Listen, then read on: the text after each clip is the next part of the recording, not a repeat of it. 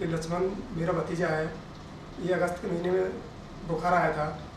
इसको डेंगू हुआ था। हम इसको जयपुर लेके गए थे। तो जयपुर हमने इसको दिखाया, एसएमएस में दिखाया, एक महात्मा गांधी हॉस्पिटल था उसमें दिखाया। फिर हम इसको एक सोनी मणिपाल हॉस्पिटल है उसमें लेके गए थे। इसका हमने 2 महीने ट्रीटमेंट लिया। फिर ये इसको नहीं मतलब वो मिला। फिर हमारे एक रिश्तेदार था अलीगढ़ में, उन्होंने बताया था यहाँ एशियन हॉस्पिटल। फिर मतलब इनका इन्होंने मतलब पूरा मतलब वो किया, जाँच वगैरह करी। उसके बाद में फिर इन्होंने भर्ती किया। फिर अभी बुखार अभी सही है ये। और हमारे डॉक्टर प्रशांत मेहता ने बढ़िया वो किया है। अभी बच्चा हमारा सही है। Hello, I'm Dr. Prashant Mehta. I'm a consultant in the Department of Medical Oncology, Hematology and Bone Marrow Transplant in Asian Institute of Medical Sciences. I'm also heading the Bone Marrow Transplant Unit in the Institute. And मैं आज आपको जो बताने जा रहा हूँ वो इस पेशेंट के बारे में हमारे लक्ष्मण, जो कि एक बोन मैरो फेलियर सिंड्रोम जिसे एप्लास्टिक एनीमिया से ग्रस्त थे, जिसकी वजह से इनके सफ़ेद ब्लड सेल्स और प्लेटलेट्स और एचबी बन नहीं पा रहे थे और इनको बहुत रिस्क था जान का, जिसमें ब्लीडिंग और इन्फेक्शंस का रिस्क था और बार बार इनको ट्रांसफ्यूज़ करना पड़ रहा था। ट्रांसफ्यूजन्स की वजह से भी इनके ऑर्गन डैमेज हो रहे थे and we have successfully taken him up for a bone marrow transplant, and because he had a full match with his brother, HLA match with his brother, so we have used the brother's stem cells to correct his disorder.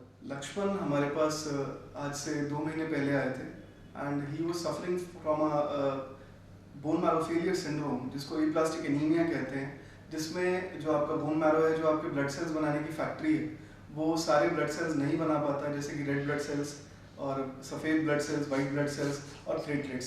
सो इनके platelets बहुत लो थे, white blood cells भी बहुत लो थे और बार बार इनको transfuse करना पड़ रहा था, जिसमें रेड ब्लड सेल का ट्रांसफ्यूजन और प्लेटलेट ट्रांसफ्यूजन बार बार इनको करना पड़ रहा था, जिसकी वजह से इनके ऑर्गन डैमेज हो रहे थे। इसके अलावा इनके वाइट ब्लड सेल इतने कम थे कि इनको कभी भी इन्फेक्शन हो सकता था, जो खतरा था जान के लिए, और प्लेटलेट भी बहुत लो थे, जिसकी वजह से ब्लीडिंग हो सकती थी और ब्लीडिंग ऐसे अंगों में भी हो सकती है जिससे जान को खतरा हो सकता था।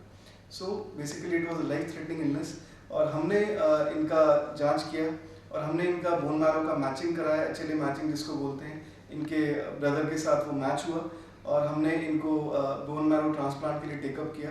सो ये successfully completed the bone marrow transplant procedure and अब ये रिकवर कर रहे हैं and we are very happy to tell everybody that ये एक नॉर्मल लाइफ अब लीड कर पाएंगे and we have been able to cure him and बहुत ही हमें इस बात की खुशी है और हमें इस बात की भी खुशी है कि हमारे पास वो सुविधाएं, वो इंफ्रास्ट्रक्चर, वो सारी सुविधाएं उपलब्ध हैं जिससे हम एक हाई एंड ट्रांसप्लांट कर सकते हैं और हमारे पास सारे एडवांस्ड इक्विपमेंट हैं।